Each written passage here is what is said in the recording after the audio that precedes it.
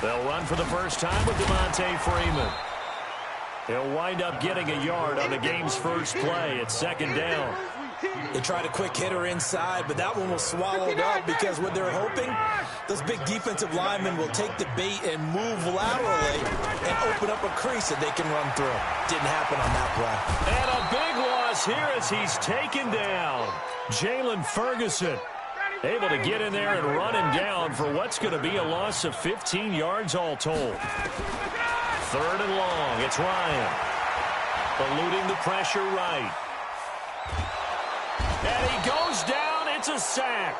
They get him back at his own 3-yard line. Marching in for the sack, Matthew Judon. It always helps for a visiting team to come in and set the tone on defense. In fact, when we talked with them prior to the game, they said they wanted this home crowd to feel like they had to hide their valuables when they were in town. Well, the home crowd quiet now early. See if their offense can take over and get some points on the board. At the 50-yard line.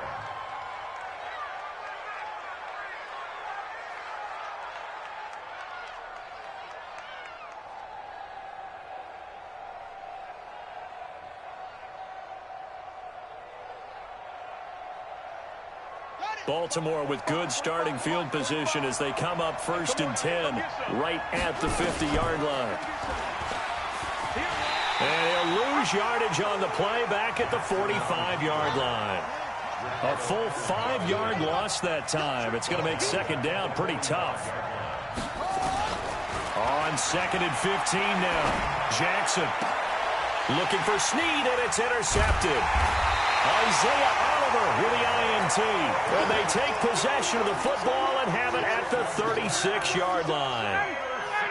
The Atlanta offense out there for their next drive. And on the first drive, 3 and out. And I know that these are professional athletes, but I would imagine sometimes you get the nerves at the beginning of a game still, don't you? Those don't ever go away.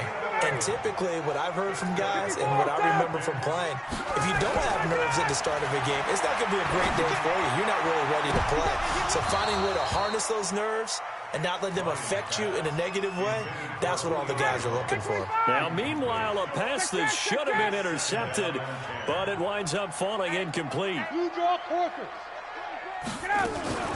On 2nd down, Freeman. And very little running room there. He did get a couple up to the 49. Hey, Tuesday. Let's go. On 3rd down, Ryan. And it's complete. Hooper.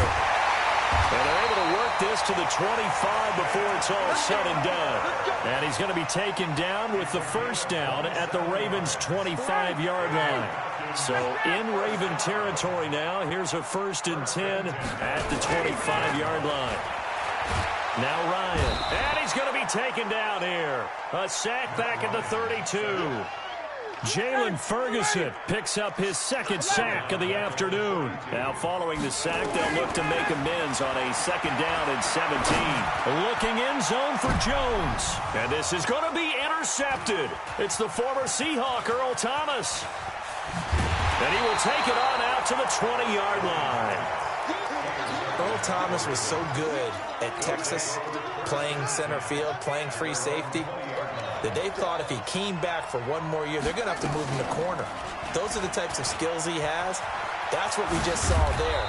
2 deep coverage, came off of the, near the hash mark, and made an excellent play on the football. Boy, can he roam. Yep, and not really tall at 5'10", but he can roam, and he's disruptive. And he'll take this to the other side of midfield before going out of bounds. Excellent job on the keeper. 20 yards and a first down. Well, partner, for a few years there, we thought this read option play was going to take over the whole NFL. It seemed like everyone was using it. But it has been scaled back considerably in the last few seasons, mainly because people are worried about their quarterbacks getting hit. But when you call it at the right time and you use it properly, you see the type of gains you can get. A nice chunk of yardage there by the quarterback. Back-to-back good plays have them on the move on first down. They run. It's Mark Ingram. And a 6-yard gain gets them right around the 43. Let's talk a little football 101 here, because one of the keys to advancing the ball downfield, success on first down. Huge difference, as we know, between 2nd and 4 and 2nd and 8 and 9. Escaping the pressure right. He's going to fire one. Corner of the end zone. And it'll be Jackson. And a big turnover there as his guys will get the football back. About set to begin their next drive, the Falcons offense at the line. And this is a unit that, to be frank, doesn't look like they've woken up yet. I mean, a punt and a turnover on their first two. Nowhere to escape, and he goes down. Michael Pierce, in all of his 340-pound glory, gets the sack. They come up on 2nd and long, and the pass protection just has not been there this afternoon. A fake to Freeman. Now it's Ryan. And finding the tight end, Hooper. They get 14 back, but it leads now to a 3rd down.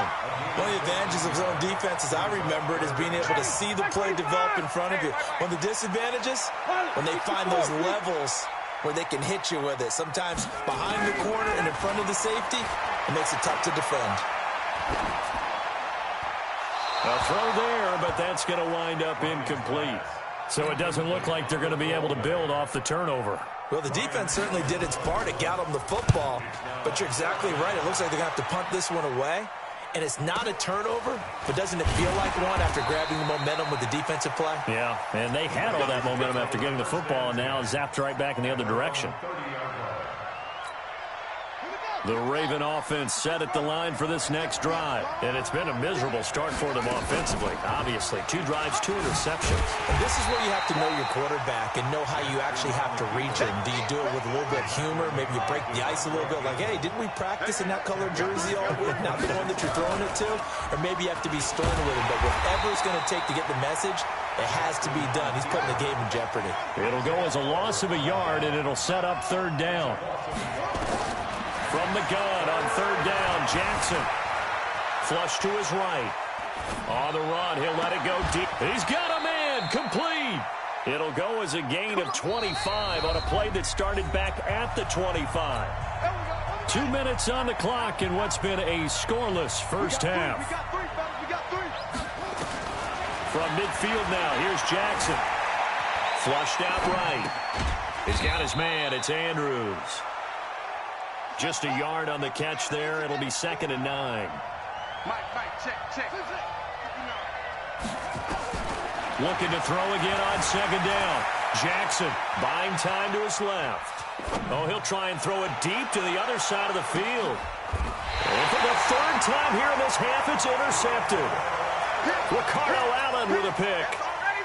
The Atlanta offense out there for their next drive. Now the question, what do you do here? Time not really an issue. You got over a minute, but you figure from this spot you need a good 50, 60 yards to even consider a field goal try. Yeah, so there's optimism there, but there's also a little bit of restraint, right? You got to make sure you don't take a sack here. Don't end up in the end zone. Ball gets stripped. You could give up 2 points in that occasion, or maybe even 6 if you can't get on it and recover it yourself. So make sure you protect the guy throwing the football if indeed that's the plan of attack. Now he's flushed out right, and that's off the mark, incomplete. Defensively, Charles, they continue to really limit this offense as far as yardage goes. Yeah, you're exactly right. They've been assignment sound, staying in their lanes, keeping proper leverage, and communicating well, too. Ryan. This one complete to Devontae Freeman. And he'll take this across the 25 before going out of bounds. 14 yards there and a Falcon 1st down.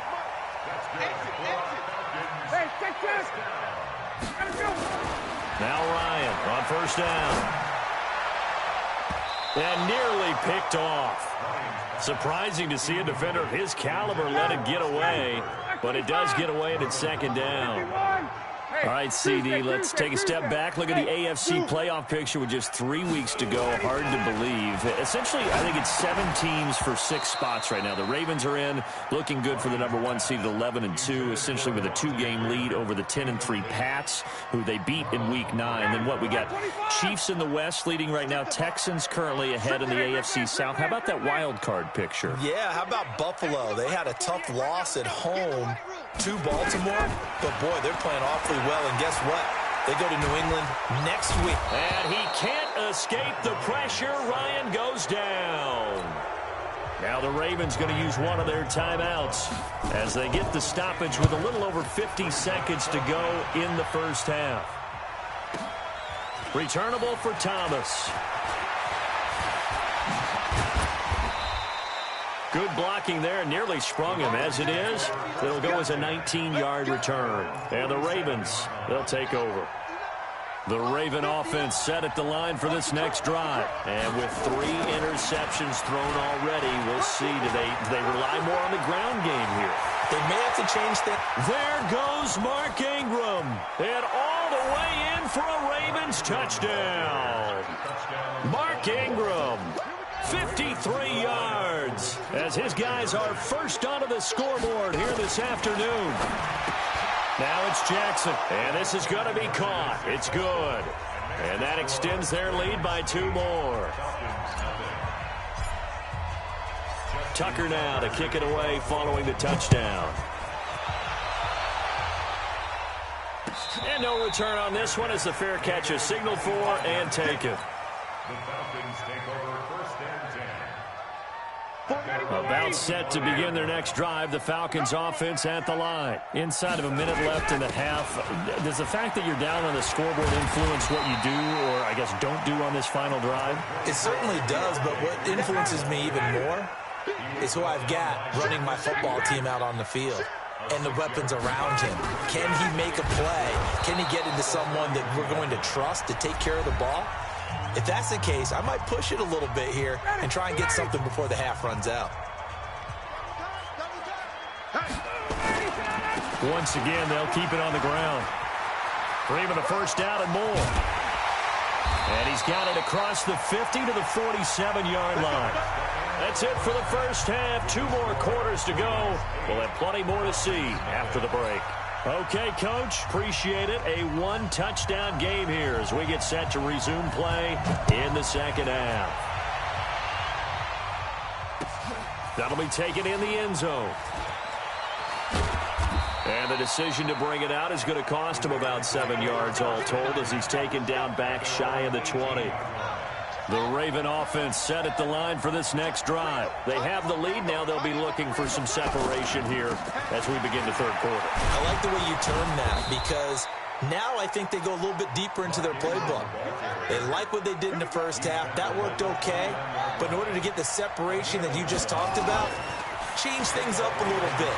Change your tendencies. Try and hit them a little bit more with some things they didn't see. And his pass is intercepted for the 4th time today. Picked off by Bleedy Ray Wilson. And they have possession, and they have it at the 38-yard line. So here's a 1st and 10 at the 38. They'll try to get the ground game going with Freeman. He'll be hit down at the 33, 5 yards on the play.